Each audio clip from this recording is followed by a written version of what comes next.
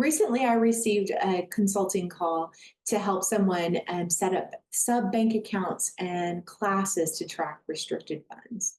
As we jumped on the call, I noticed immediately that there were dozens of restricted funds, and many of those had very small balances, just maybe in the hundreds, which prompted me to ask a question. Who is setting the standard for what restrictions or restricted gifts you will accept?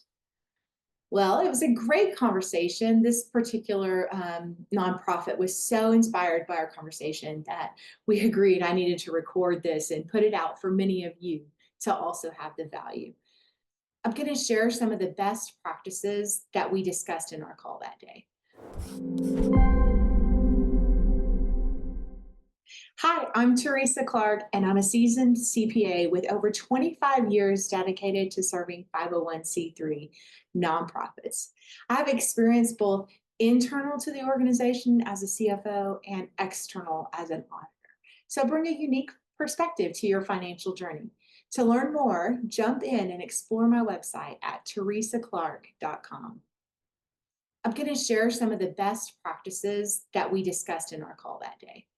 The first one is you want your board to define the restricted giving areas that you'll receive. It's essential that your board defines the restricted areas where donors can allocate their contributions. Here's a few reasons why.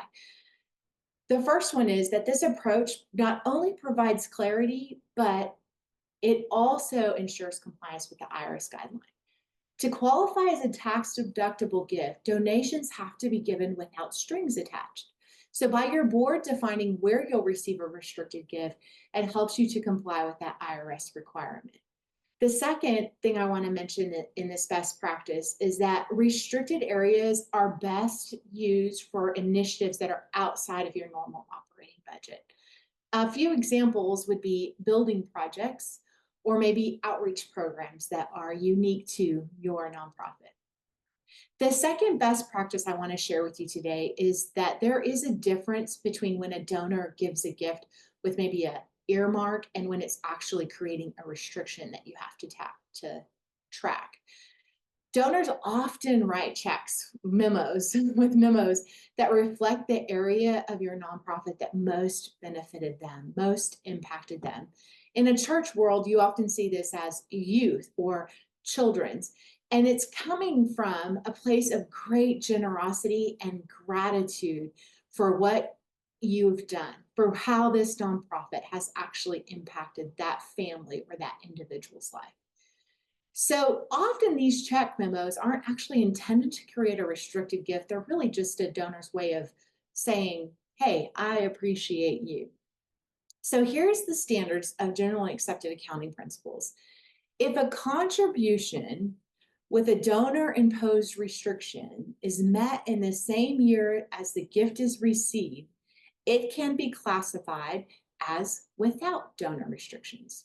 So basically, if you meet the restricted purpose, the earmarked memo, in the year you get the gift, then you don't have to track the restriction. Here's a very practical application. The way I look at it is if you spend more than the amount on the memo for that purpose, then you've essentially already fulfilled it. For example, a gift that says children's $200. Well, your children's ministry budget may be, I don't know, $20,000 for the year. And in addition to that, you have children's ministry staff that you're paying. Well, clearly we can say in this instance, that gift has been fulfilled and can be recorded as an unrestricted gift. Now, a little side note here, I find if you get a donor who does this on a repeating basis, that it's helpful to go ahead and have a conversation with them.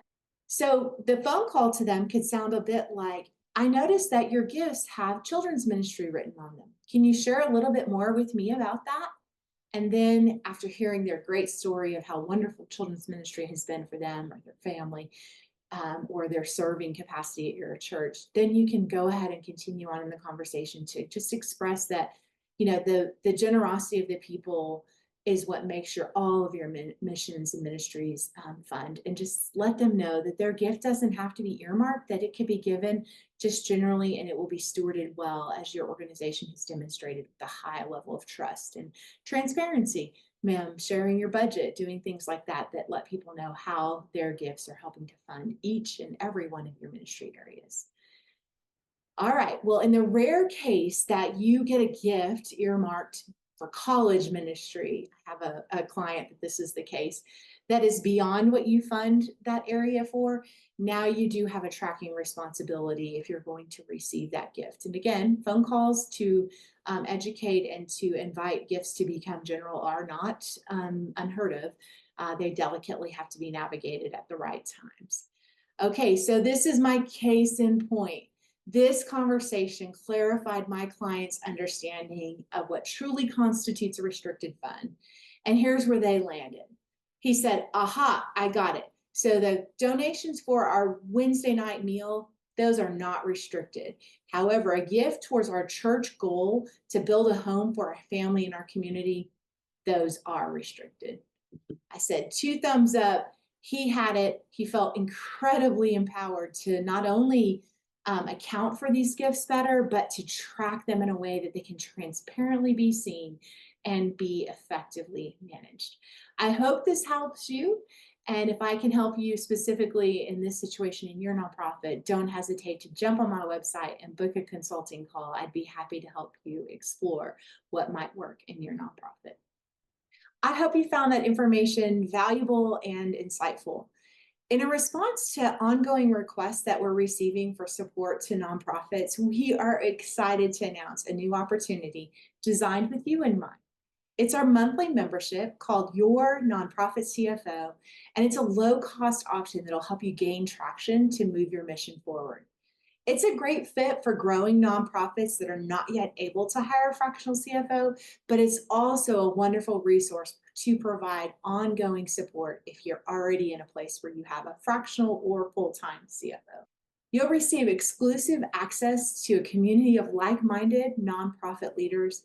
You'll have access to a toolbox full of resources and our monthly group coaching call. Our services will help you look into the future with clarity. So we look forward to being an executive partner in your mission.